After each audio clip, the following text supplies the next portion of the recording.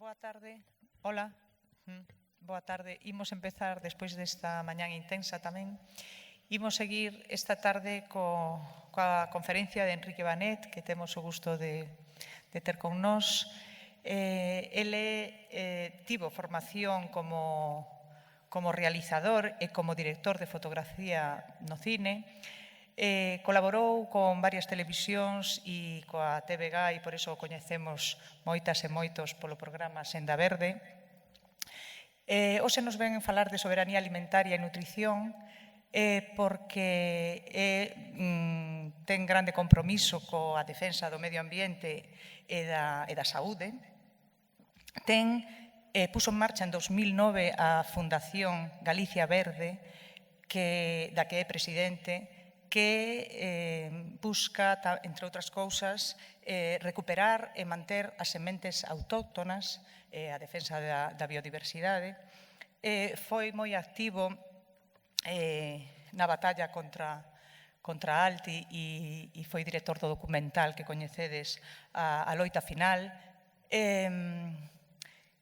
Nesta defensa das sementes autóctonas realiza Galicia Verde a feira anual de sementes que se celebrará o próximo domingo 19 e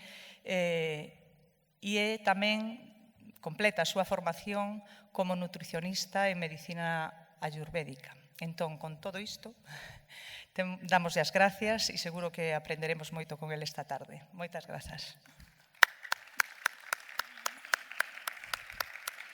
Bueno, moitas gracias.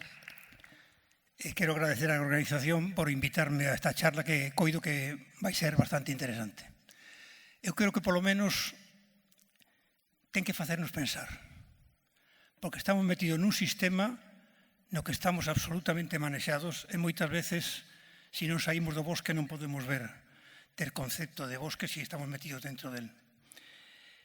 Eu vou comenzar falando de medicina ayurveda e definindo desde o punto de vista da medicina ayurveda o que é a nutrición. Estou seguro que a maioría, se vos falan de nutrición, estades falando de alimentos, non? Supoño que a maioría pensa así, que hai que comer ben, non sabemos o que comer ben, que hai que tomar alimentos os máis sans posibles, pero o Ayurveda, que ten máis de 3.000 anos de antigüedade, non é precisamente un sistema que nos fale así desta maneira tan lixeira. O Ayurveda define a nutrición, fixadevos se é importante, ten máis de 3.000 anos de antigüedade, define a nutrición como transformar o que non somos nós en nós. Parece sinxelo, verdad? Pero resulta que en nós entra alimentos polos 5 sentidos. É dicir, pola boca, polo gusto, estamos inxerindo alimentos. Pero tamén inxerimos cousas polos ollos, polos oídos, polas narices. É dicir, que todo o que chega ao noso corpo hai que dixerilo. Todo.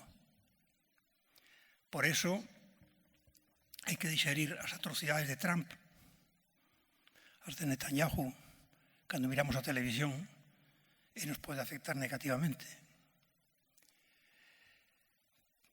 Todos sabemos como se siente por exemplo, cando está dando un paseo descalzo por unha playa ao atardecer ou paseando por un bosque, por unha carballeira. Está percibindo sensacións que hai que dixerir.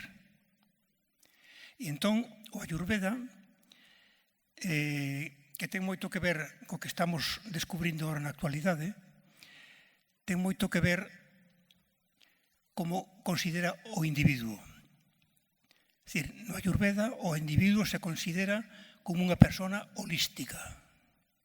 Holística significa que ten un corpo, unha mente e un espírito.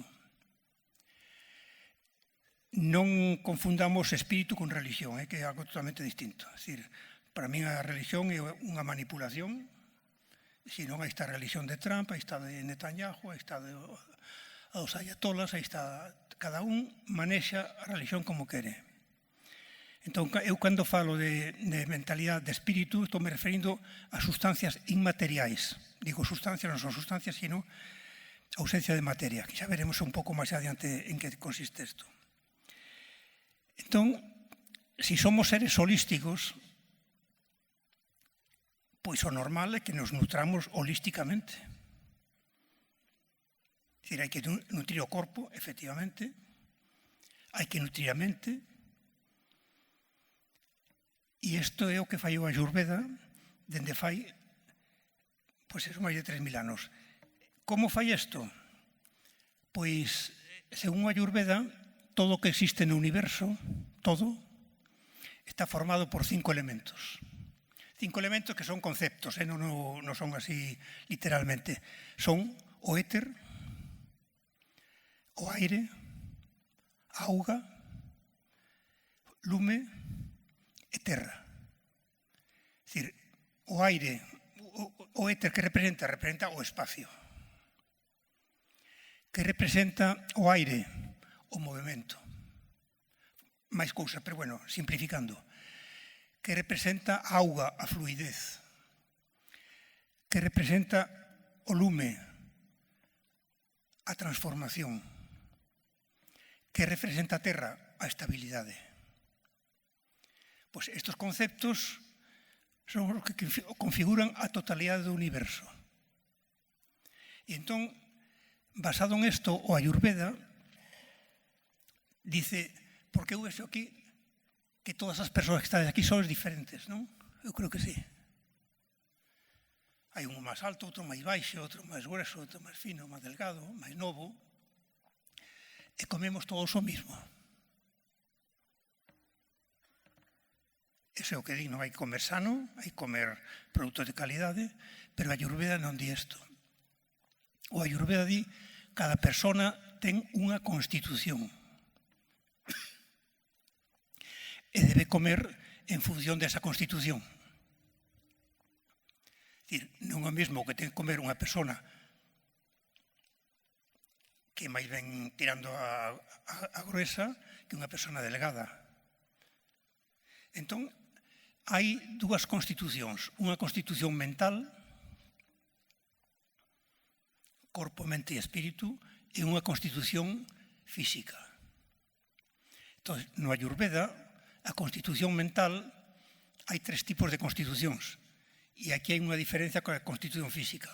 Na constitución mental, hai 3 tipos que son rajas, sattva e tamas. O sea, tamas é a inercia. Rajas é a transformación. Sattva é a sabiduría. Todos temos que tender hacia a sabiduría, evidentemente. Hai xente que está moi apegada ao material, que é excesivamente tamásica, pero ten que iniciar esa transformación si quere. Isto normalmente se realiza a nivel emocional a través da meditación. Meditación, yoga, este tipo de técnicas que nos permiten mirarnos un pouco por dentro, como somos, tomar conciencia de quen somos. Sin embargo, a parte que máis controlamos, que a parte física, pois aquí temos un problema, e é que todos nacemos con unha constitución. É o que se chama o Prakruti. O Prakruti é a constitución que nos permite vivir máis tempo con calidade de vida. Pero claro, quen leva unha vida ordenada? Comemos o que non debemos, respiramos un aire contaminado, vivimos estresados nas cidades co traballo, e iso vai facendo que este equilibrio se vaya perdendo. O que antes era Prakruti, que é a nosa constitución primigenia, que é a que nos permite vivir máis tempo con calidad de vida, se va desviando. E entonces o Prakruti se chama, desviado se chama Vikruti. E o Vikruti, esa diferencia entre Prakruti e Vikruti, é o que constitúe a enfermedade, o que facilita a entrada da enfermedade. Entón, como correximos esta desviación, este desequilibrio? Pois, en primeiro lugar, sabendo como somos. Cada un de nós ten que saber como é.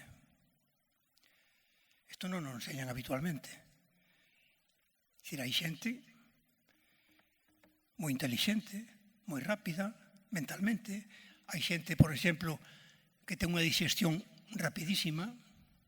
Hai xente que ten unha digestión moi lenta. É dicir, cada persona é absolutamente diferente. Por eso é importante, en primeiro lugar, coñecer o noso pracruti, é dicir, para saber como somos e como debemos actuar. Se coñecemos isto, tenemos moito camiño andado.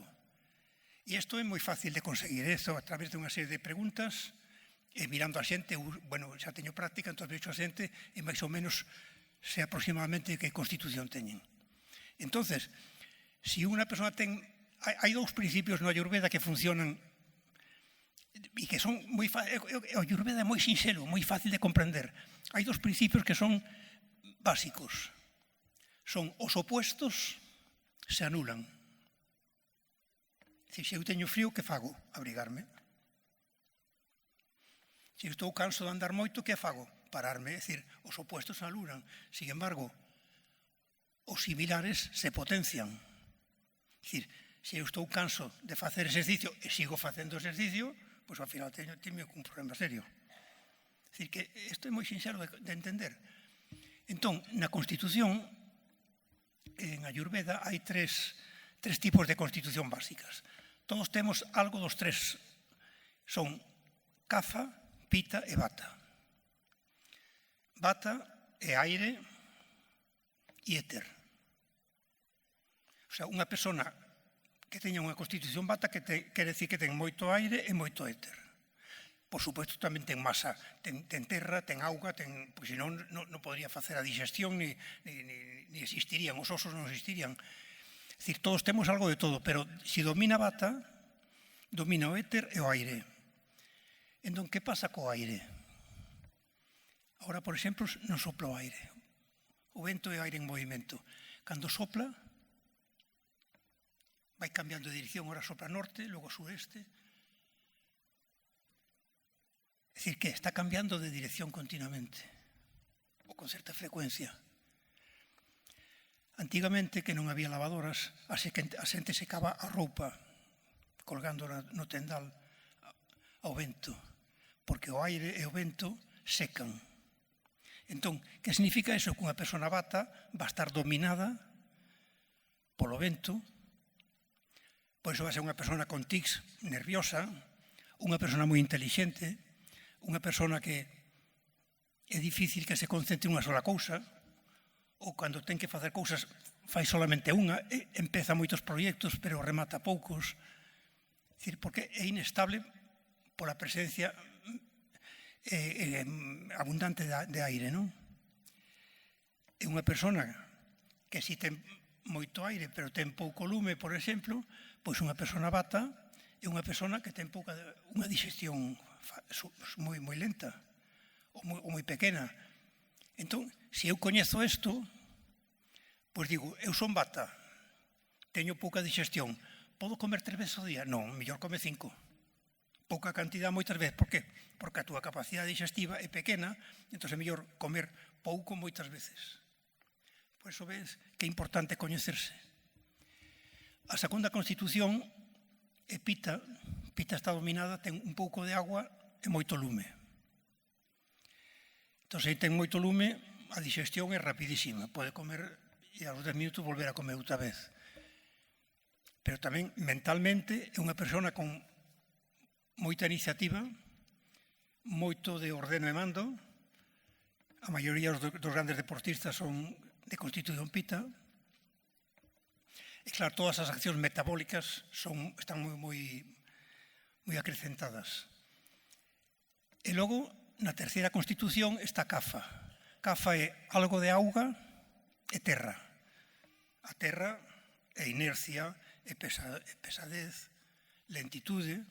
Entón, unha persona que teña constitución dominante Kapha, pois é unha persoa que necesita seu tempo. Que fai as cousas, fainas ben, sí, pero necesita seu tempo.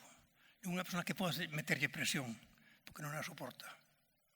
É unha persona que ten unha digestión lentísima.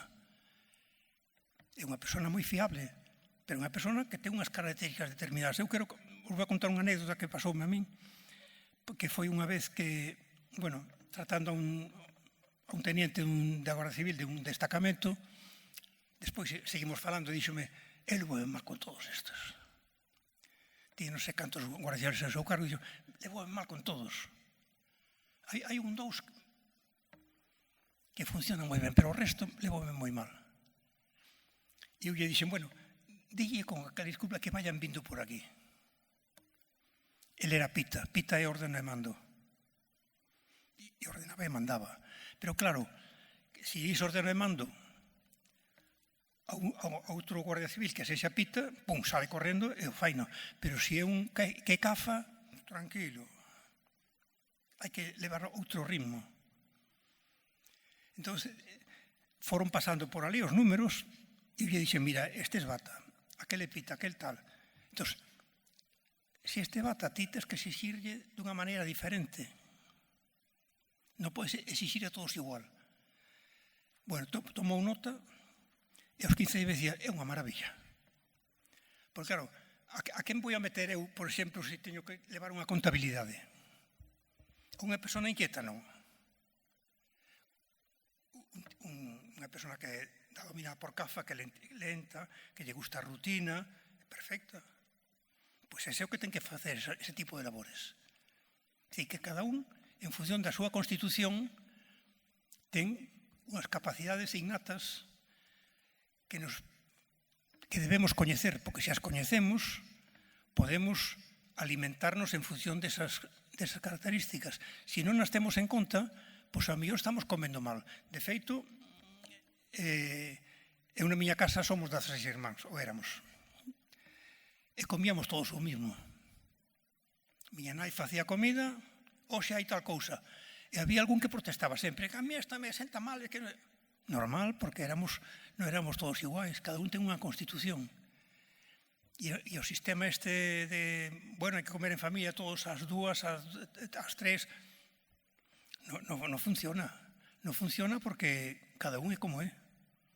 Entón, o primeiro paso que temos que facer, o primeiro é coñecernos a nós mesmos, saber como somos. E a partir de aí, actuar.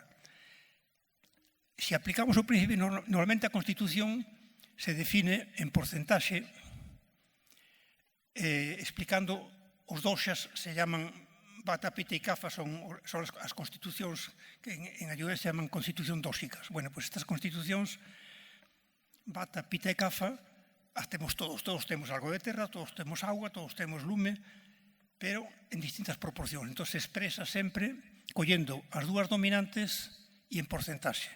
Por exemplo, unha persona pode ser Bata, Pita, Cafa, Bata, Cafa, Pita. E isto en porcentaxes, cual quere decir que non hai dúas persoas iguales. Porque eu podo ser, hai unha persona que é Pita, Cafa, pero ten 60% de Pita e 30% de Bata, de Cafa. E outra ten, en vez de 60, 59, e un pouco máis, decir que hai infinidad de constitucións. Unha vez que eu determino para Cruti, é dicir, a Constitución básica, eso é para sempre. Por eso é importante, algunha vez na vida, facer a Constitución e con ese dato eu sei sempre o que me vai a sentar ben, o que me vai a sentar mal, o que debo comer, o que non debo comer. E como sei o que debo comer? Xa vos decía que hai dous principios en Ayurveda, que é o principio de os opuestos se anulan e os iguales se potencian. Entón, o Ayurveda, unha vez que sabemos a nosa constitución, é dicir, o porcentaxe que temos de terra, de aire, de agua, de éter, pois sabemos o tipo de alimentos que temos que inxerir. E non falo de temperatura, falo de cualidades. Porque existen 6 sabores, son Ayurveda, 6 sabores, e cada sabor aporta 2 elementos. Por exemplo, o doce, todos sabemos que o doce engorda, non? Comer moitos doces. Por qué? Porque o sabor doce está composto de terra e auga. Entón, a unha persona Bata que é aire e éter, sentalle moi ben o doce. A unha persona Cafa que xa ten moita terra e moita auga, o 12, obesidade. Sabedes que un alimento funciona de forma totalmente distinta según a persona, a constitución básica da persona. Pois é importante coñecer como somos para comer en función desa constitución. E unha vez que enfermamos porque estamos desequilibrados, pois unha das maneiras de contribuir a reestructurar el equilibrio é precisamente a través da alimentación. A min sorpréndeme que, por exemplo, no século que estamos e co avanzados tanto avance que na medicina, nas carreiras de medicina, non se estudia en absoluto a nutrición. Me parece un absurdo, non? É dicir, si esa nutrición é como a gasolina, estou falando só de alimentos, pero logo o que entra polos ollos, pola vista, polos oídos, por todas partes, eso nos está nutrindo tamén e temos que digerilo. E o digerimos moitas veces en función desa constitución. É capaz de digerir igual unha persoa, por exemplo, que bata, que é moi inquieta, pois ver esas atrocidades que comete Netanyahu o sacan de quicio. Sin embargo, unha persoa que ten moita bata, moita cafa,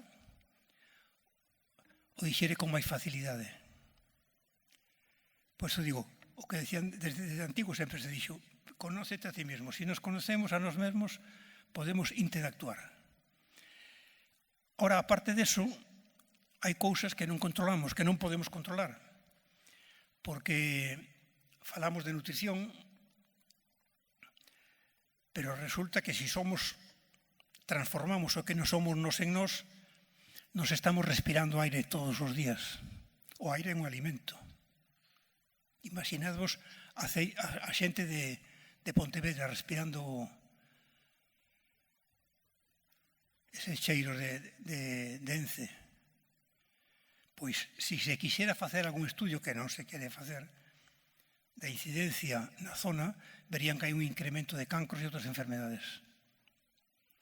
E iso non o podemos controlar, lamentablemente. Deberíamos poderlo controlar, pero eso pasa a segundo termo. Citaba eu antes a unha neurobióloga galega que é de Lugo, que é Sonia Villapol, que vexo que estiveran en contacto con ela.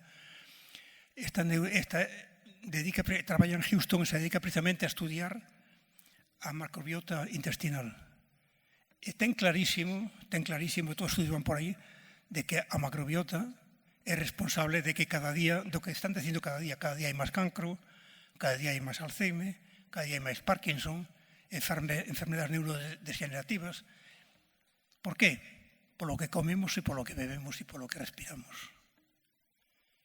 Pero como estamos nunha sociedade onde o importante é fuxir cara adiante, pois non nos paramos a facer medicina preventiva, que creo que sería interesante, facer medicina preventiva para evitar as enfermedades, porque senón, ao final, a medicina vai se transformando nun negocio e a xente está cada día máis enferma. Entón, é importantísimo que tomemos consciencia desta situación e que sepamos o que nos afecta e que non nos afecta. E se non podemos evitar algunhas cousas, como, por exemplo, respirar un aire contaminado, si somos conscientes, pois de cando en vez facer unha depuración, facer unha limpeza. Sempre eso é facer medicina preventiva. Entón, claro, enlazando isto, si sabemos o que somos e o que debemos comer, que comemos? O que a miña Constitución me pida.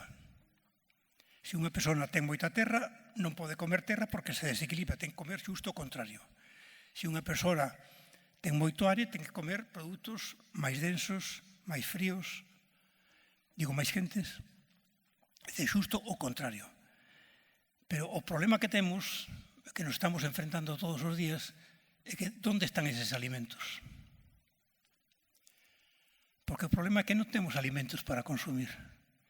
E unha das cousas básicas, porque controlar a alimentación é un poder descomunal. quen controla a alimentación casi diría controla o mundo. E non temos posibilidades de controlar a alimentación. Bueno, sí as hai, pero non queremos. Porque a alimentación provén fundamentalmente de sementes. E hai 4 tipos de sementes, nada máis. Son as sementes silvestres, as sementes domesticadas, que son as tradicionais, as sementes híbridas e as sementes transxénicas. Brevemente, as sementes tradicionais, digo, as sementes silvestres, son sementes moi pequenas, con un gran poder nutritivo, pero normalmente son moi pequenas e difíciles de localizar.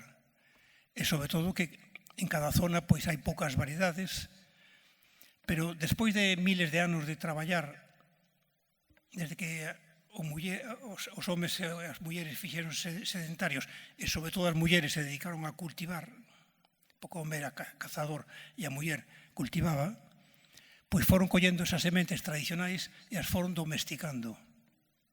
E claro, hai unha adaptación que se fixo en distintas partes do mundo, por eso hai tanta variedade de tomates, de leitugas, pois cada un foi adaptando a súa zona, a climatoloxía, a edafoloxía, é dicir, as condiciones climatolóxicas de cada zona. E claro, a planta vai mutando, vai se adaptando, e aparte deso, aparte desa adaptación natural, eu vou seleccionando. E digo, hombre, a mí me gustan estes tomates que son redondiños. Pois, que sementes conservo? Os tomates redondos. Isto despois de 20.000 anos, pois consigo unha especie adaptada que foi a que consumimos os que xa temos certa idade hasta fai 60 anos. Porque era o que había. Eran produtos locais, sementes tradicionais que se conservaban de ano tras ano, pero como decía antes que a alimentación é poder, hai alguén que quere mandar sobre nós. E pouco a pouco se nos van impoñendo outras alternativas. É dicir, a Unión Económica Europea ten prohibido comercializar as sementes tradicionais. É dicir, despois de 20.000 anos consumindo, ahora o prohíben. Porque claro, din algo que é certo, pero é unha mentira, que decir, non podes comercializar con sementes tradicionais porque son de código aberto. Entón, como non son xenéticamente puras, non podes garantir o que estás vendendo. Que falacia, verdad? É dicir, levamos 20.000 anos e agora din, no. Bueno, pois resulta que o terceiro tipo de sementes son as sementes F1, que son híbridas. É dicir, xunto dos especies, dos tipos de tomates, para ter un tomate terceiro que me interesa. E a cuarta opción son os transxénicos, que introducir nunha especie, pois, xenes de outra variedade, de outra especie, incluso animal, para conseguir outras características. Pero isto o coñecemos todos, pero o que non se din é o que hai detrás de todo isto. Porque a semente tradicional foi seleccionada, ten menos productividade, foi seleccionada para nutrir.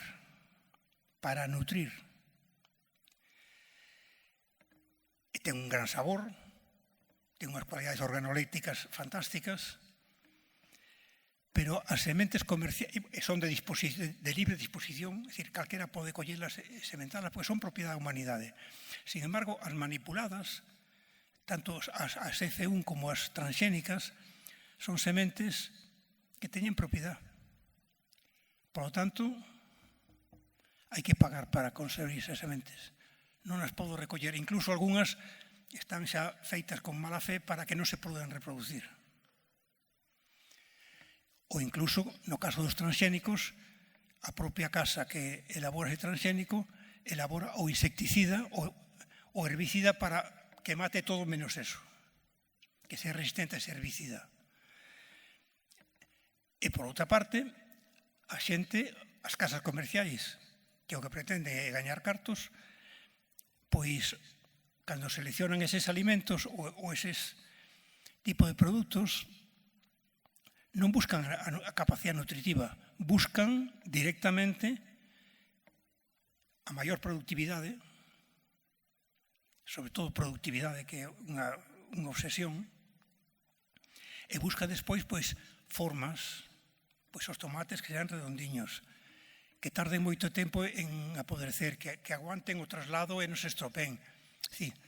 Buscan unha serie de características, non nutrirse. De feito, hai un documental que fixe unha periodista francesa, As sementes do beneficio, e en el a periodista lle pregunta ao director de Monsanto, lle di claramente, pero vamos a ver, usted están fabricando tomates que non alimentan.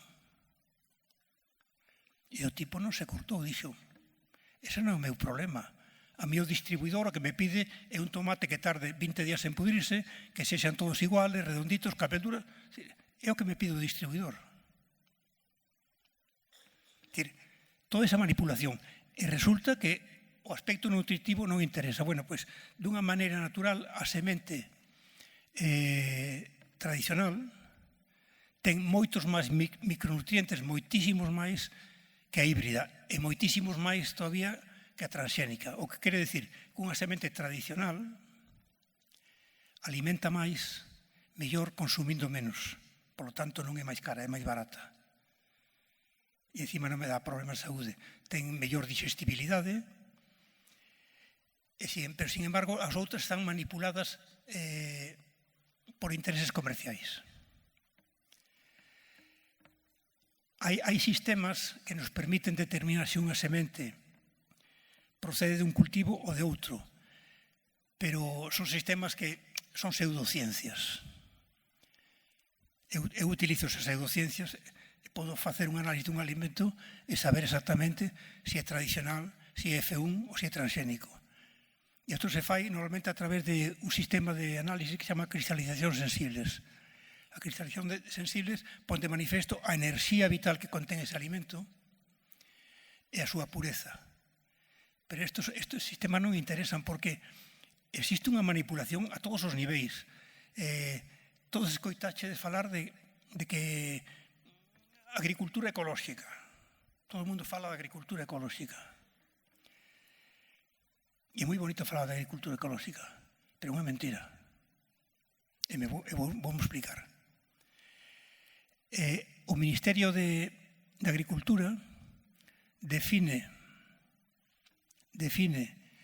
produto ecolóxico o cultivado ecolóxicamente. É dicir, sin insecticidas, sin pesticidas, sin herbicidas, sin abonos químicos. Maravilloso. E un di, bueno, fantástico.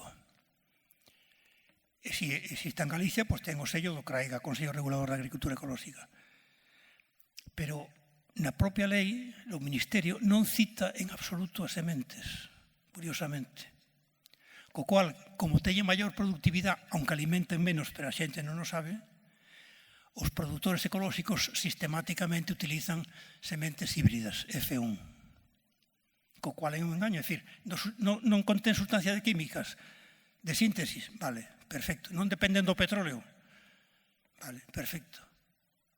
Pero alimentan menos.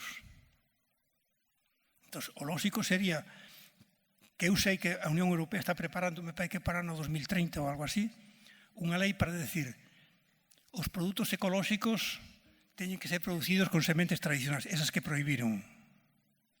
Pero están prohibidas, curiosamente, pero se ti eres un agricultor e pagas unha cantidade, creo que anda sobre 60.000 euros, podes registrala. E entón as grandes multinacionais están registrando as sementes tradicionais para que dentro de X anos digan, no, usted quere plantar patacas de Galicia que son... Isto é da miña propiedade, ten que pagar. O sea, que está todo moi pensado e moi enlazado. Por lo tanto, temos un problema serio, que é o problema de nutrirnos adecuadamente. Pero hai unha solución por la que nos estamos traballando e que me parece que é importantísima, que un país como Galicia, que sempre tivo fama de producir hortalizas de gran calidade, unha carne de gran calidade. Ahora importa a maioría dos alimentos, non produce nada. Bueno, producimos eucaliptos. Que pasa? Non temos capacidade para producir. Se temos unhas terras variadísimas, temos unha climatoloxía óptima, temos auga, temos unhas condicións, temos coñecementos. Por eso digo eu, queremos conseguir unha alimentación de verdade potente, sana e que nos nutra de verdade? Pois soberanía alimentaria. O sea, a solución está na soberanía alimentaria e na produción en proximidade. Ahora, por exemplo, estamos vivindo uns momentos a nivel mundial donde todo o mundo está preocupado porque a cesta da compra se dispara. Bueno, pois a cesta da compra, por que se dispara? Polo que están reclamando os agricultores. Son petróleo dependentes. Pocos insecticidas, herbicidas, pesticidas, o transporte, os tractores, son derivados do petróleo. Unha soberanía alimentaria de proximidade non necesita petróleo, co cual non nos vai a afectar absolutamente nada calquera tipo de crisis, que si Trump mira para ali ou mira para outro lado non nos afecta en absoluto. É dicir, que eu recordo de pequeno, porque eso vivín no eu, en Santiago, eu son de Santiago e resulta que na Rúa Nova, ali no comenzo, pois iban as leiteiras ali a vender o leite. E chegabas 2 litros. Miña nai mandámonos a vez, vete a comprar 2 litros, ya está. Produtor consumidor directamente. Pero estas mentiras que se inventan con certa frecuencia porque interesa manexar esas... Eu estive de farmacia. Entonces, nos fixemos en farmacia moitísimos análisis, porque se decía que o control que se facía nas leiteiras resulta que a orina ten a mesma densidade que o leite. E decían, as leiteiras, as señoras, mexan no leite. Que pasa? Que fixemos centos e centos de análisis, miles de análisis, nunca detectamos orina. Pero claro, decir isto foi retirar as leiteiras da Rúa Nova e crear unha central leiteira. O que ven despois xa o estamos vendo. É dicir, cada día se concentra cada día máis a produción en menos mans. E recordado o que decía ao principio, a nutrición, quen controla a alimentación, controla o mundo. Entón é importantísimo que tomemos conciencia desto e empezar a ir á tenda do barrio ou ao súper e exixir produtos galegos. E se non crealos, porque se hai algo importante que un produtor decía que en Galicia non plantamos alimentos, importamos, pero plantamos moitos eucaliptos. Imaginademos os eucaliptos aquí en Pontevedra, único comprador, porque Altri de momento está parado. Que faz? Cando hai un único comprador, primeiro, a economía do país está dependendo en gran parte de un único comprador que o mellor se os intereses están fora, e encima marca precios, marca políticas, fai o que quere. Si houbera, por exemplo, 1000 fábricas que utilicen o eucalipto para distintas aplicacións, habería competencia, os precios tendrían unha estabilidade, se non me pagas isto, vou a outro sitio. É dicir, a competencia sempre boa. Ora, cando hai un monopolio, e ese monopolio encima ten os intereses fora de Galicia, pois facer depender a economía deste sistema me parece un erro gravísimo. Porque igual que están aquí, marchan. E se mañán Ence desaparece, imaginadevos, ojalá. Que facemos cos eucaliptos? Porque aparte de ser unha especie nociva para o medio ambiente, é unha especie que non se utiliza máis que para a celulosa. Non é o caso dunha madeira de calidade. E encima está dando orixen a uns incendios de sexta xeración, que non sei se sabedes o que é un incendio de sexta xeración, pero lo vou explicar así moi brevemente. Un incendio de sexta xeración é un incendio que hai tanta enerxía concentrada que colle temperaturas superiores aos 1000 grados e ten a súa propia dinámica. Non é un incendio suave que ven o vento do norte e vai caminando cara ao sur. Non, é que o incendio de estación ten tanta enerxía e crea tanta temperatura que de repente pega saltos e incontrolable. E os bombeiros non son capaces de controlarlos. Por eso é moi importante prevenirlo. E resulta que, claro, en Galicia estamos apostando por eso. Digo eu, non podemos apostar por unha gandeiría e por unha agricultura sostible, porque é indudable que hai que industrializar. A industria é necesaria para crear postos de traballo e que a xente viva do seu traballo. Pero hai dúas formas de facelo. Con unha gran empresa da que depende miles de traballos ou miles de pequenas empresas que o que fan é crear unha distribución de riqueza e emplear os recursos naturais dun xeito sostible, que iso é importante, porque os recursos non son inacotables.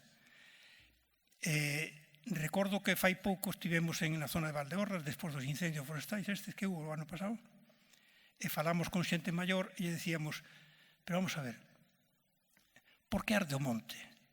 E a xente maior decíamos, teus pais de que vivían? Decían, decían, si non, os incendios hubo sempre, pero sempre se controlaron. Entón, como controlaban os maiores os incendios? O decía, hombre, é que antes levaban o gando ao monte, o gando limpaba, collían a leña para a cociña, pois iso é o que hai que facer. O sea, non a política esta de a Xunta de decir contrato máis bombeiros temporalmente e máis medios. Non é cuestión de medios. Os incendios hai que previlos, é como a enfermedade. Hai que anticiparse. Antes de que chegue a enfermedade, ten que chegar a prevención. E a prevención se logra pois, non abandonando o monte, non deixando que eso se vaya desenvolvendo a seu ritmo e sin control ninguno. Porque, ademais, a xente non é consciente de que se a empresa que está consumindo estas árbores marchara, temos un problema grave de eucaliptos. Pero aparte, ainda que non marchen, agora xa non deixan que a xente non plante eucaliptos. Fai pouco ali na zona de Palas comentounos unha xente que morreran os pais tiñan eucaliptos e eles non querían eucaliptos e dixeron, vamos a venderlo, porque además un dos irmáns necesitaba cartos e dixeron, pois vendemos eucaliptos. E chamaron, sí, se compran os eucaliptos, claro que sí, non hai problema ningún. Moi ben, pois mañán quedamos, dice, hai unha condición, que isto non lle contan a xente. É dicir, eu corto os eucaliptos, pero a día seguinte volvo a plantalos. É dicir, como se o terreno xa non fora deles, pasa a propiedade da empresa madereira. Por qué? Porque como non hai máis que un comprador, o aceptas ou non aceptas. E entón a xente se ve obrigada a aceptar. Entón, a mí pareceme un erro tremendo estar hipotecando o futuro do país con estas macroempresas, empresas extractivistas, porque o que veñen aquí é precisamente arruinar, apropiarse da paisaxe galega e arruinarla. Ahora están aí co tema dos eólicos e co tema da minería, que son outros dous temas moi preocupantes. E isto que solución ten? Que os cidadáns, cada un de nós, se conciencie e que reclamemos outras cousas. Por exemplo, a mí ninguén me pode prohibir ir ao supermercado e dicir, tes produto galego? Non, pois marcho, vou a outro sitio onde os teña. E a cousa máis cómoda para un produtor, eso, como dixen, ter a produción vendida. Pois estou seguro que nos arredores de Pontevedra ou de calquera zona hai produtores que dicen, mira, eu consumo 40 kilos de patacas ao mes, tanto de non sei que, dalle a produción e produceme isto, o tes vendido. Eu vou ter como consumidor mellor precio e eles van a gañar máis cartos, directamente. De feito, nós na Fundación Galicia Verde estamos intentando promover corredores verdes que, por exemplo, en torno ás cidades, pois imagina de Pontevedra, pois nun radio de 20 kilómetros, crear produción para abastecer as cidades. Proximidade.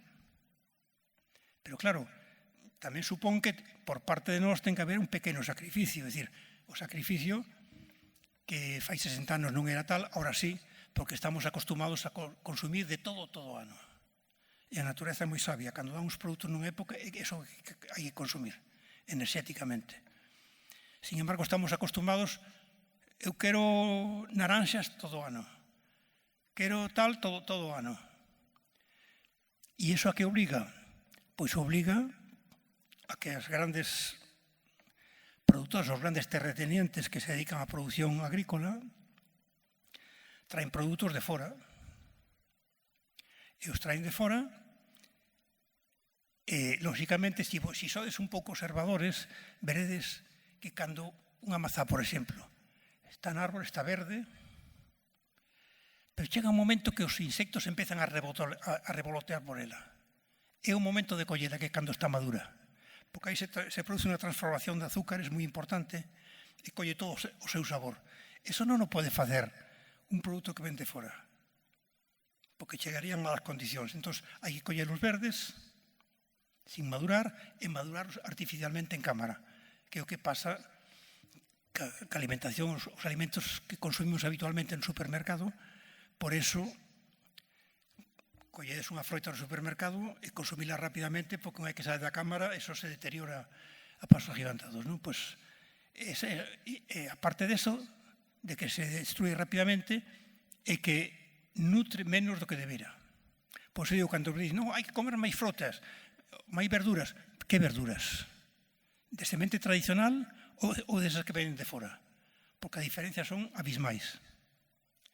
Entón, temos que ser conscientes disso. Claro, se isto a xente non o sabe, non o pode exigir. Por iso é importante xornadas como esta, que tomedes nota destas cousas para poder exigirlas. Isto, lógicamente, é unha labor que debía facer os medios de comunicación públicos, para iso están, para formar e informar. Pero ni forman ni informan. Así que, como non informan ni informan, temos que informárnos e empezar a exigir a eles. Bueno, moitas grazas.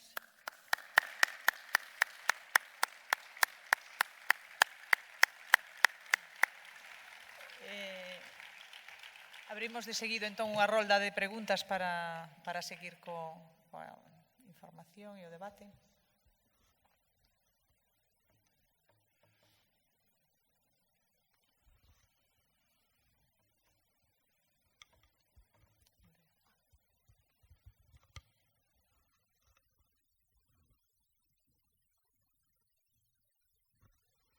Ola, boas tardes.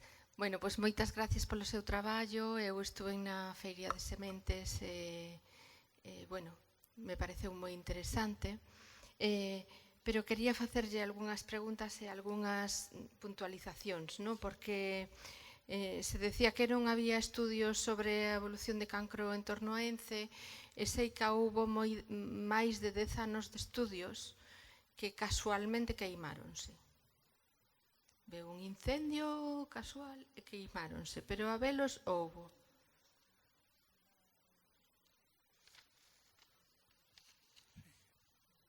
Si, Sonia Villapol comentounos que ela quiso facer un estudio e foi casualmente arderan todos. Sí, exactamente. Pero son casualidades que pasan, Xa, esas mismas, sí.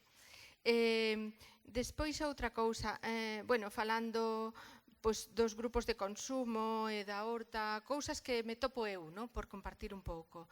Porque, claro, o grupo de consumo está moi ben, eu tamén estiven no grupo de consumo, pero despois teño que pagar, non sei, o shiitake a 10 euros 100 gramos. Entón, pois claro, temos que valorar un pouco tamén a capacidade económica de cada un. Está todo isto disparado. Eu, os produtores locales que comprei, pois, sí, quero fresas, e vas traes ti que eres veciño, e a 8 euros o kilo. Pois a min encantaríame poder comer esas fresas, pero non podo pagalo, non? Entón, as hortas, pois estou en un pobo aquí de Galicia, perto de Ponte Caldelas, onde todos os veciños levan toda a vida facendo a horta, o de sempre. Pero resulta que agora ven unha nube, unha néboa, algún día, que queima todo. De onde ven esa néboa, pois, supuestamente, non sei, temos aí Ence así como... Pero non se sabe, non? Tampouco está así co dedo, non? Pero a horta xa nos está deixando un pouco máis coxos, non, por así decilo. E despois tamén o plan este de moitas pequenas empresas, pois tamén temos que ter en conta o que é hoxe en día ser autónomo e facer unha empresa. Quero decir, que unha cousa está moi ben como a acción individual e outra cousa é a situación política, que realmente é unha situación política que claramente está en contra de todo tipo de soberanía alimentaria.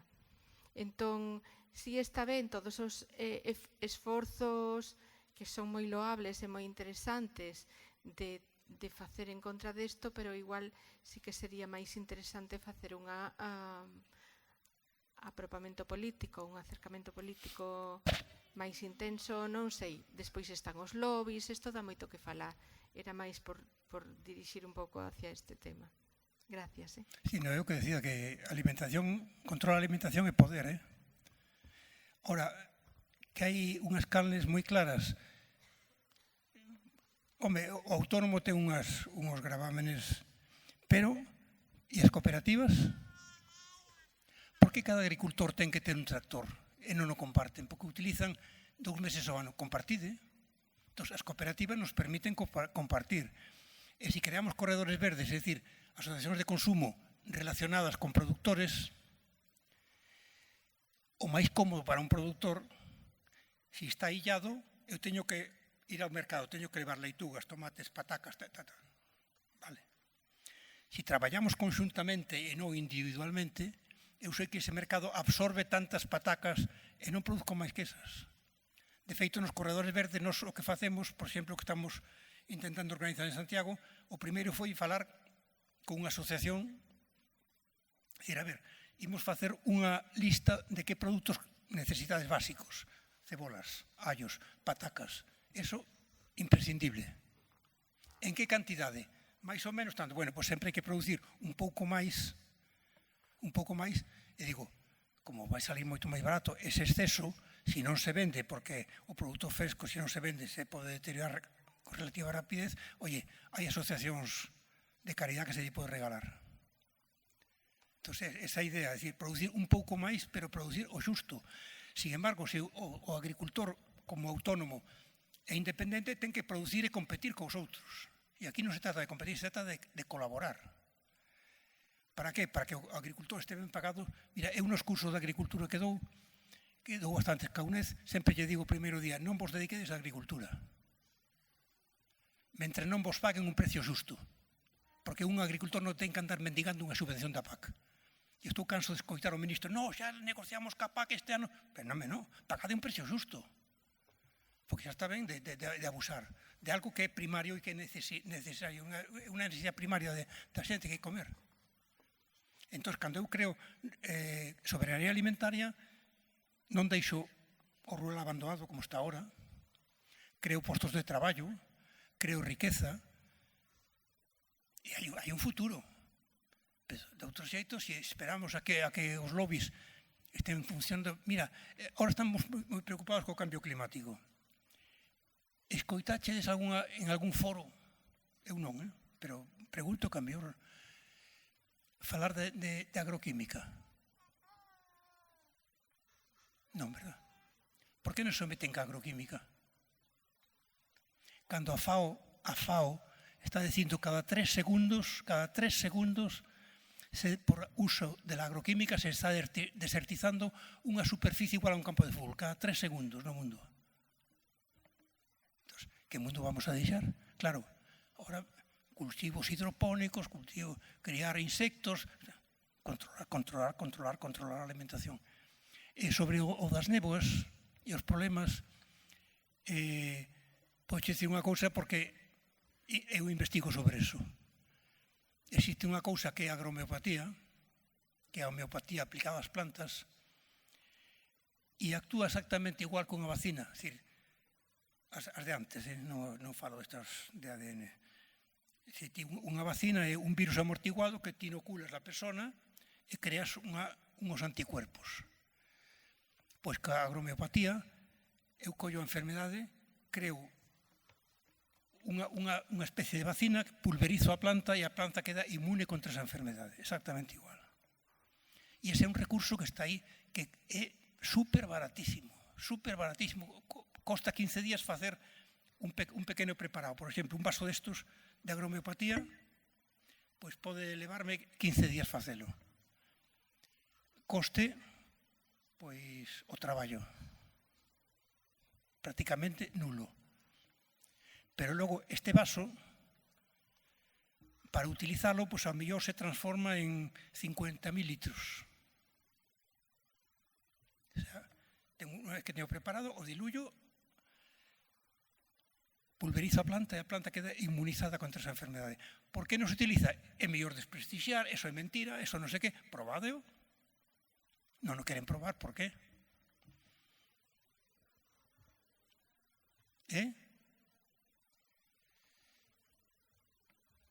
Información da homeopatía. Eu dou cursos desas cosas continuamente. Sí, na página web da Fundación, cando ahora empezaremos outra vez con cursos e vamos a publicitar isto, porque isto ten que coñecer a xente. Porque aquí hai que pensar unha cousa, que nos venden todo como moi científico, e a ciencia é importantísima, e aporta moitísimas cousas, pero non hai que esquecer algo, que é importante. A ciencia tamén pode ser dirixida, e é moi dirixida. E logo outra cousa, a verdade de hoxe é a mentira de mañán. Porque a ciencia avanza, sí. Hai prova-error, experimenta, en algúns campos avanzas, en outros non, pero gracias a isto se foi descubrindo moitas cousas. Ao principio paseime unha cousa que decía que somos seres holísticos, corpo, mente, espírito. Isto o decían fai máis de 3.000 anos nos Vedas. E resulta que a física cuántica nos va acercando. É dicir, a física cuántica xa habla de moléculas, de átomos, de quarks, e logo xa de información. Xa non hai materia, é dicir, que ao final somos nada. E todo o que hai no universo é o mesmo. Somos enerxía e forma. Pero claro, profundizar por aí, pola medicina, pola física cuántica, remove moitos cimentos, non interesa.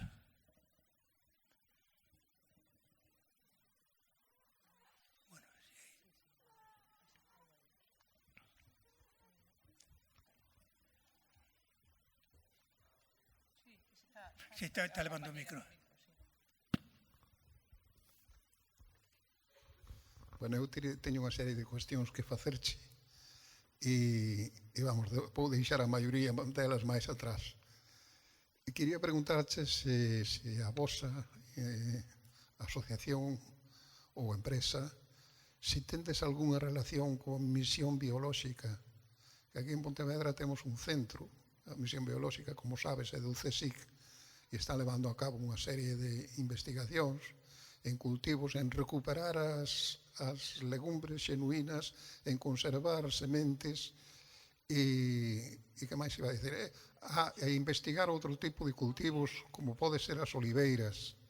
Xa teñen pois unha serie de especies de oliveiras diferentes e só se necesita pois que os paisanos estean dispostos, en vez de plantar tanto eucalipto, que planten oliveiras, porque temos un país que é ideal para o olivo, non? E é bastante mellor que o resto da península. Bueno, nada máis.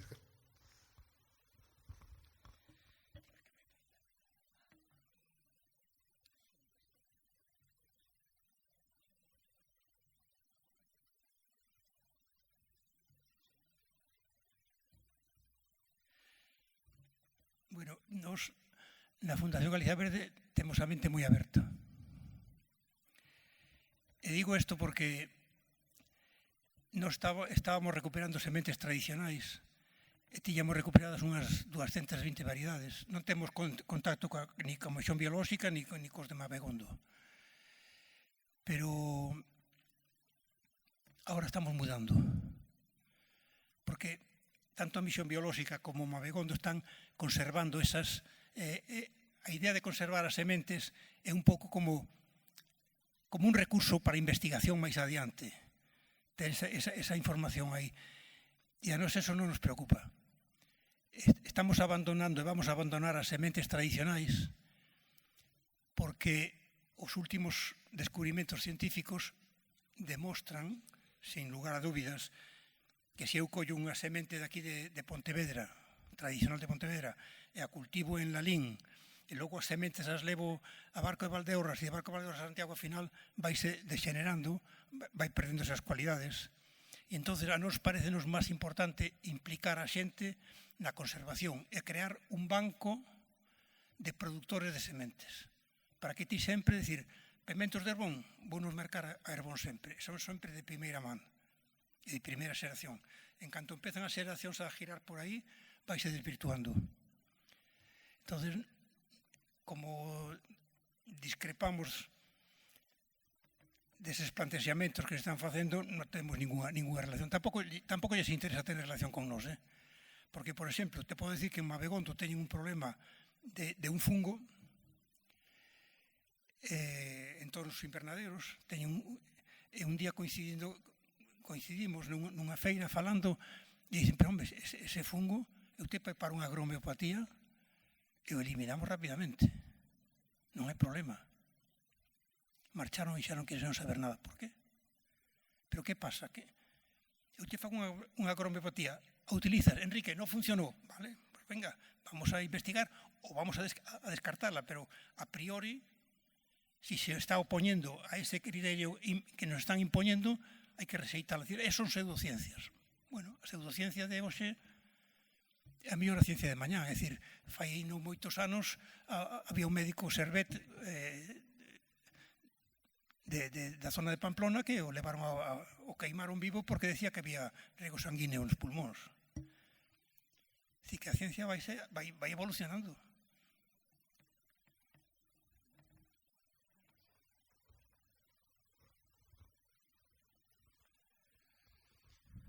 Ola, boas tardes e moitas gracias por a charla. Eu tiña un par de dúbidas. A primeira é cando contaches a anécdota do leite, das lecheras, entendo que é certo que din que chove e mexan por nós.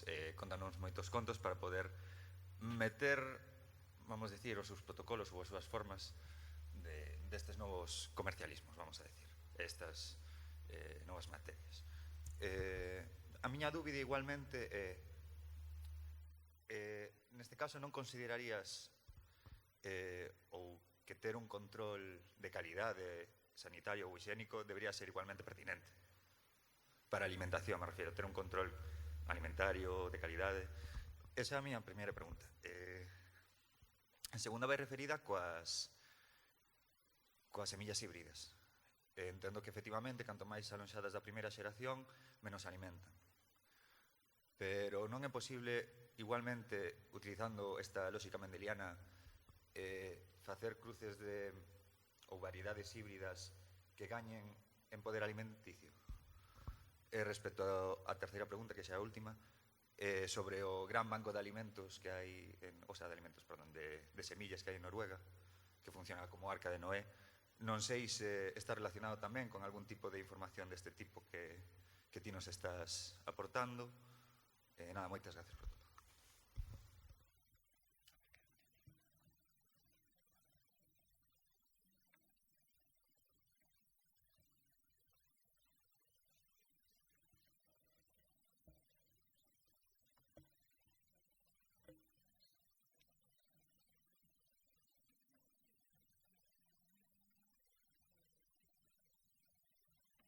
A pregunta intermedia. A terceira, cal era? A segunda, perdón.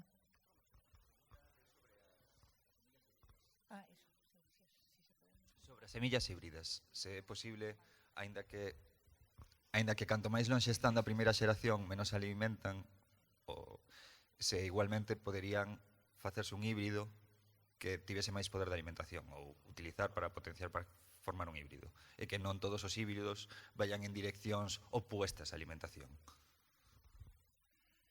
Bueno, o banco de sementes que hai en Noruega é, digamos, un banco de xermoplasma que teñen aí para no futuro. Te imagínate, cando comenzaron os cambios climáticos que hubo, cando utilizamos sementes tradicionais, se están adaptando. A semente tradicional é moito máis adaptable que unha semente híbrida. porque xenéticamente conserva a memoria de toda esa evolución de miles de anos. E se adapta máis facilmente e é máis resistente. E necesita menos herbicidas e menos tratamentos de todo tipo. Entón, a nos parecenos que a semente como ser vivo, como un elemento vivo, fundamental para a vida, hai que conservarlo adaptándose á realidade. Non telo hai conservado, dentro de 100 anos sacalo e decir, temos aquí estas sementes, bueno, sí que, se o clima xa non ten nada que ver. Igual máis dirixido na dúbida de que se houvese un cataclismo ou se volvésemos ter que replantar, reforestar en caso de quedarnos con, xa nos venderían eso ou o que dicías antes de que pouco a pouco nos están quitando esa forma de acceder á semilla tradicional. Non sei se ali só conservan tradicionales, híbridas ou mezclas. E o de crear especies máis que teñan máis capacidade nutritiva, a quen lle interesa? Home, alguén terá que interesar. Ao produtor que importa é productividade. Queren máis, porque se en vez de sacar 5 kilos por hectárea saco 50.000, mellor. E saco 100.000, mellor. O único que buscan é productividade. A todo precio, a toda costa. Entón, eu creo que a adaptación, superar unha especie, porque eu entendo que a Terra é un ser vivo, no seu conxunto, e superar esa evolución de 20.000 anos é complicado, Non van por aí os tiros van por outro sitio. Eu colaboro con GRAIN, que é unha asociación de movementos indígenas iberoamericanos, e últimamente están indo a selva, porque claro, como hai Mercosur, que queren abastecer Europa con alimentos iberoamericanos, van á selva e lle piden os títulos de propiedade aos indígenas, e como non teñen, os botan e desforestan. Eso é o que domina no mundo. É dicir, ora, a nivel individual temos que empezar a cambiar. Se os cambios non van a ser políticos, aos políticos non lle interesan, porque están manexados por outros poderes económicos. Somos nós, os usuarios, si conscientemente coñecemos isto e queremos isto, hai que exixirlo. Claro, a maior dúbida creo que sería se podería ser un camiño a seguir ou se é mellor centrarse na tradicional en vez de na híbrida. Sí, no, o camiño a seguir para min está claro, é dicir, manter as sementes tradicionais e venta en proximidade. E nós temos como consumidores que renunciar a decir consumo de todo o ano. Mira, por exemplo, hai unha cousa que está de moda, bastante de moda en Europa, que é a soia. É relativamente reciente. É un alimento maravilloso na India. É un alimento que orixina moitos problemas, sobre todo as mulleres, en Europa. Que isto non choden, isto os ginecólogos que o coñecen. E por qué?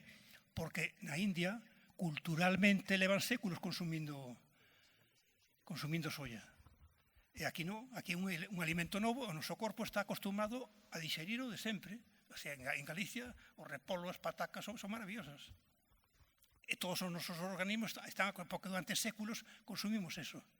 Entón, introducir produtos novos, sí, pero con cuidado.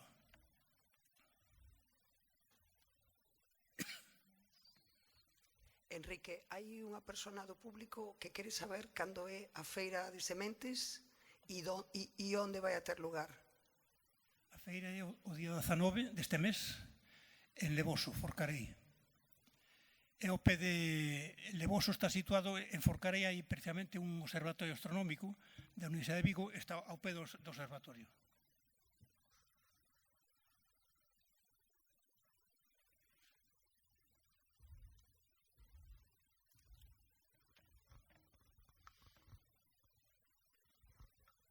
Buenas tardes, muchas gracias por la conferencia. Yo voy a ir a la primera parte de tu exposición para hablar de la nutrición ayurvédica, que me ha parecido muy interesante, muy enriquecedora.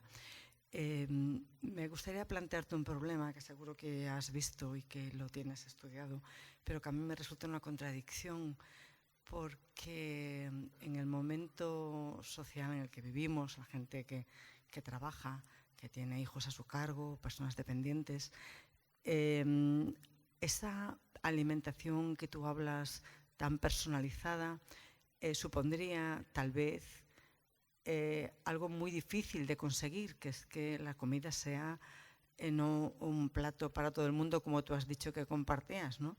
Sino que tendría que ser para cada uno un alimento diferente o preparado de manera diferente. O yo he creído entender eso, no te digo que se lo has dicho así o no. Y esto me plantea la siguiente cuestión. El primer Matías, que fue el primer filósofo que inició estas jornadas, planteó la convivio a través de la comensalidad, de la gente compartiendo la alimentación y creando una comunidad en torno a la mesa que comen lo mismo y que la sopa que estábamos ingiriendo y que formaría parte de nosotros en los próximos minutos, que estaríamos haciendo todo ese convivio de la que hablan los clásicos desde Platón a Dante, etcétera, etcétera. Estas dos cuestiones me han hecho pensar cómo lo ves tú o lo que he entendido yo de manera errónea. La primera, para resumírtelo, me resulta complicado la personalización de cada plato según la persona, aunque evidentemente se pueden hacer distintas adaptaciones con tiempo, que no me parece que sea lo que tengamos más a la gente que trabaja, etcétera. Y la segunda, me parece como que si filosóficamente aquí hubiera una especie de decalage, no sé, te las pregunto, a ver si puedes. Muchas gracias. Bueno, hai dúas cuestións que son interesantes. Que foi primeiro o individuo ou este ritmo de vida frenético, enloquecido que nos están sometendo? Ese é un problema que temos que afrontar, porque a falta de tempo, a necesidade de ir correndo un lado para outro, isto é un sistema de vida que nos está impoñendo este tipo de sociedade. Ahora ben, hai alimentos que aportan os 5 nutrientes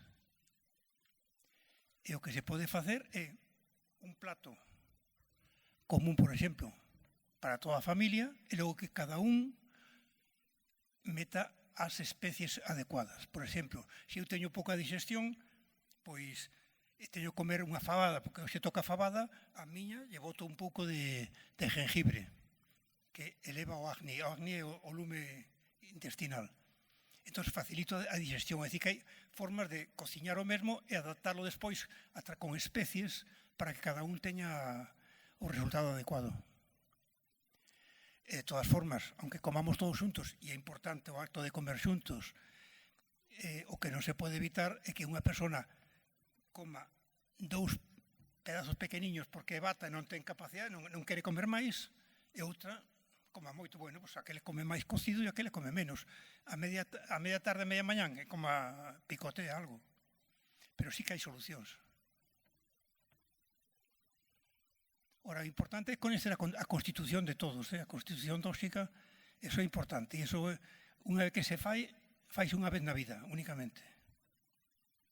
Para coñecer o pracruti. Logo, o bicruti xa é o desequilibrio, pero a constitución básica é fundamental.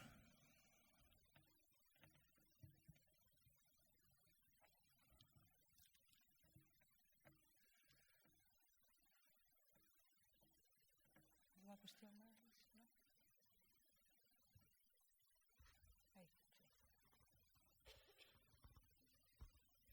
Sí, iba a dicir unha cousa, se queredes, personalmente faise moito mellor porque ves cousas que non hai que non se ven, pero se queredes, eu subo na páxina web da Fundación un cuestionario que cubrides e vos calcule e vos diga, ti tes unha constitución bata-pita, para que teñades unha idea aproximada. Exacta ten que ser a través de un contacto visual, non? Pero porque, por exemplo, se vos mirades a palma da man, aquí hai xente que ten a palma da mesma longitude que o dedo, outros ten o dedo máis largo, outro máis corto. Pois é un dato que está falando da Constitución. Hai xente que ten os ollos hundidos como eu, hai xente que ten os ollos saltóns, hai xente que ten a cara cuadrada ou ten un cuello pequeno ou un cuello largo. Eso se ve. e axuda a definir a Constitución, pero hai outras cousas xa un pouco máis delicadas de ver así, pero que se poden ver a través de preguntas, non hai problema ningún. Eu me comprometo en unha semana está subido un cuestionario na página da Fundación para que podes tener unha aproximación da vosa Constitución. Hola. Eu teño unha dúbida con respecto a, bueno, chamoume moita atención isto da nutrición, descoñecíao, pero gustaríame preguntar sobre se hai tamén enfoques psicolóxicos ou ten tamén unha derivada ao respecto da terapia, no? Que me podes contar sobre iso? Ou é algo simplemente nutritivo? É un enfoque simplemente dunha dietética ou tamén hai unha aplicación, digamos, terapéutica? Non, ten aplicación terapéutica. Se ti estás desequilibrado, hai que equilibrarse. A veces simplemente te equilibras a través dos 5 sentidos. Por exemplo, a cultura é unha nutrición importante. E ten un efecto terapéutico, claro que ten un efecto terapéutico. De feito, nos países nórdicos, por exemplo, unha das recetas que dan os médicos son paseos por un bosque autóctono. Como te sintes ti cando paseas por unha carballeira? Ou por unha playa un día desos de calma, tranquila, con el sol, te sientes maravilloso, non? Porque estás recibindo unha enerxía positiva. E claro que influye. E mira ti o que cheira a Ence, e búscate, por exemplo, como cheira un campo de lavanda. E mira como te sientes ti. O escoitar, si queres, por exemplo, para que vexades, porque ao final somos enerxía e formas, e a enerxía se transmite por ondas. Si queredes, eu vos aconsello que miredes uns estudios que fixo Masuro Emoto, que este señor, nunha cámara a 15 grados baixo cero, pois foi cristalizando auga pura, H2O. E fixo cristalizacións despois de someter esa auga a distintas frecuencias. E as formas cambian totalmente. É a mesma auga, pero ten información de unha música barroca ou dunha música heavy metal ou unha música clásica, e cambia totalmente. É dicir, que todo a contorna nos está influindo, nos guste ou non nos guste. Non sei se... Sí.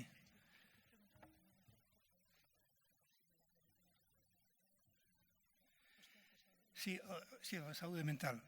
Bueno, unha persona que se lleva a cabeza, por exemplo, que supón eso? Aire, éter, agua, terra? Pois aí hai unha falta, un exceso de aire, por exemplo. Pois unha persona que teña algún tipo de doenza así mental, según a súa constitución, pois necesitará unha alimentación ou outra distinta. E claro que axuda. Claro que axuda. Ao final somos 4 cousas, non somos máis. É dicir, que inventamos, pero a física cuántica nos demostra que ao final somos quartz e espacio. E agora xa algúns físicos que se atreven a decir que por debaixo desa capa cuántica hai unha capa de información, onde está toda a información que do pasado, presente e futuro. Falan de universos paralelos, bueno, eso é xa para falar con calma en outro momento, pero que as posibilidades son enormes. É dicir, eu fago algo de medicina cuántica e se ti, por exemplo, tes un dolor de cabeza, eu te toco así e te o quito no momento, sin tomar nada. Claro, supón que tes que prepararte, porque eu fago 2 sesións de meditación pola mañá e pola tarde, fago unha serie de cousas que para ser capaz de concentrarme, de visualizar, de acceder á información que me interesa, claro. Así que hai que acostumbrarse a medrar un pouco cara adentro. Porque cada fora estamos influenciados por demasiados parámetros.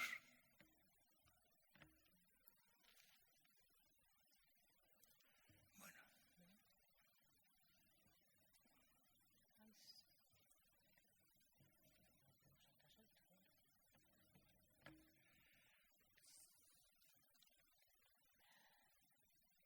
Bueno, se non hai máis preguntas, deixamos aquí agradecendo novamente a Enrique Banet que nos acompañara esta tarde e a todos vos, pois, citarvos, agradecervos a presencia e citarvos para esta noite ás 8.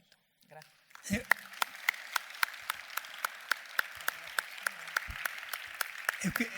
Eu quixera, se me permitís, decir unha cousa, decir, se mirades a página da Fundación GalizaVerde.gal, aí hai moita información desta.